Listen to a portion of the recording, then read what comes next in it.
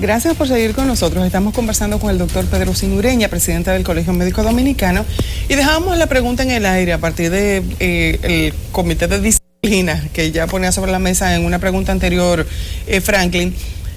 Siguen todavía las quejas de esos médicos que deben hacer turnos en emergencia y que las dejan prácticamente en manos de los pasantes. ¿Cómo le da seguimiento a estos temas todavía el Colegio Médico Dominicano? Sí, bueno, probablemente se trata de médicos residentes. La queja es que son residentes, ¿verdad? Pero es lo mismo, están en entrenamiento. Sí. Miren, existe lo que se llama la guardia presencial, que tiene un incentivo. Es decir, tú eres un cirujano, pediatra, obstetra de menos de 50 años, porque la ley ya no te permite guardias después de los 50. Entonces hay guardias presenciales. Ese MA especialista, cuando acontece cualquier situación en sala o en la emergencia, entonces él baja ante el llamado del médico residente, que los hay desde el R1, que es el que está iniciando, hasta el que está concluyendo R4. Entonces esa es la dinámica en todos los hospitales.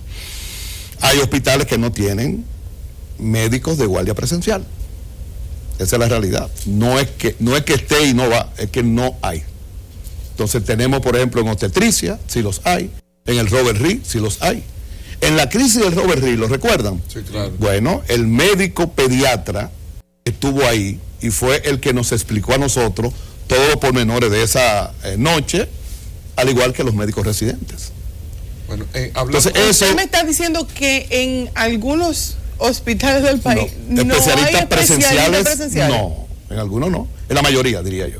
O sea que está en manos de los residentes. Sí, y los MA están, como decimos, de llamada, pero no presencial, no duermen en el hospital, para que entiendan. Pero igual si se presenta una emergencia, entonces no hay quien resuelva. Pero ciertamente, fíjate que no hay tantas complicaciones, porque el residente de último año de cirugía prácticamente lo maneja todo. Sí, sí. El de gastro te hace una endoscopía maravillosa. El cardiólogo es experto, el último año. Con esa sorpresa que habla Elisa, con esa sorpresa nosotros hace un par de semanas nos desayunamos aquí con lo del Darío Contreras. Inclusive aquí estuvo el del CODIA, el presidente del CODIA hablando. ¿Qué papel juegan ustedes o qué opinión tiene usted, doctor, con eso que ha pasado en el Darío Contreras, con el mal funcionamiento de todo ese plan de remozamiento que al final se dice que hubo que prácticamente reconstruirlo, y a un punto tal que la misma ministra de Salud dice que no la consultaron, y ustedes del Colegio Médico también son parte de toda la estructura de salud de la República Dominicana? ¿Lo consultaron a ustedes? Eso es correcto. Yo ahora mismo no tengo vehículo propio. Lo que tengo es el que está asignado del Colegio Médico. Okay. En diciembre, cuando salga, probablemente yo te llame para que tú me orientes. Hay muchas ferias en diciembre. Y además tú sabes de eso. Claro. Entonces, eso ocurre. Tú puedes ser un experto en estructura, pero si se trata de salud, en el ministerio hay una unidad para ello. Claro. Entonces, parece que faltó un poco ahí de conexión, y entonces vemos que había un comedor frente a la morgue, dentro de la emergencia, una sala de espera. Imaginen ustedes el caos dentro de la emergencia, no debe ser. Lavamanos en los consultorios. Entonces yo no debo examinar a Elisa, entonces tengo que asearme las manos. Entonces ya todo eso se está corrigiendo. El área de pediatría muy alta, tercer nivel. Que ni en la emergencia sí es suficiente lavamanos. Entonces hay esas situaciones, pero Colegio Médico no lo va a satanizar. Es una obra que en Latinoamérica no la hay, esa es la verdad. Otro aspecto que yo quiero también hacer énfasis, mira, toda estructura de esa naturaleza tiene que tener un sistema de evacuación, claro.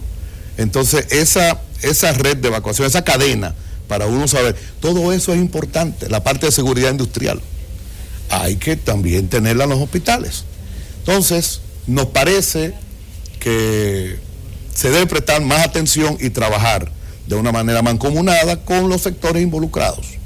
Eso es así.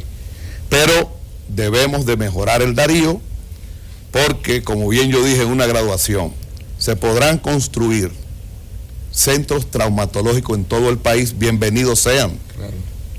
Como el Darío, no, porque el Darío sigue siendo el Darío.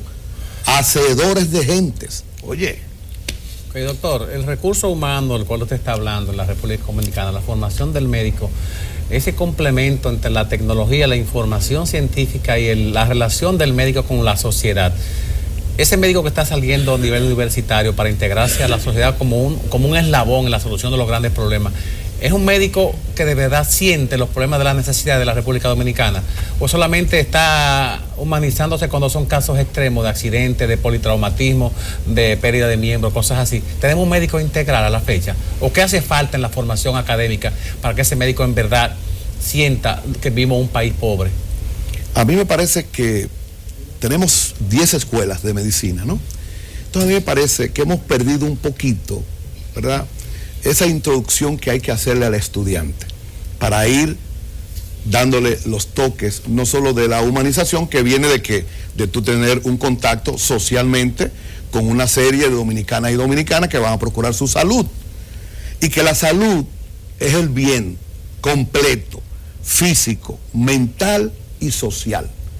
Entonces me parece que nos hemos apartado un poquito de eso, y convoco a los decanos y directores a que hay que hacer una inducción. Las hacen algunas, otras no. Me gustaría ver en la UAS, que es quien más recepciona estudiantes de todo, que haya en medicina una recepción, una inducción, ¿verdad? Yo siempre he soñado que 3 estudiantes meritorios estén ahí y 3 profesores reconocidos meritorios, y que ellos les hablen de sus experiencias, de lo que es la medicina.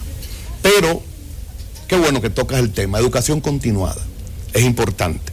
¿Por qué? Porque estamos atravesando ya la fase final de la recertificación.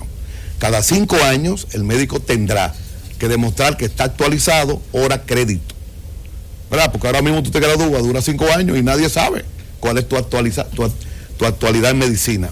Tenemos pautado, el doctor Jorge Marte Báez es el director de esa área importante en el Ministerio de Salud.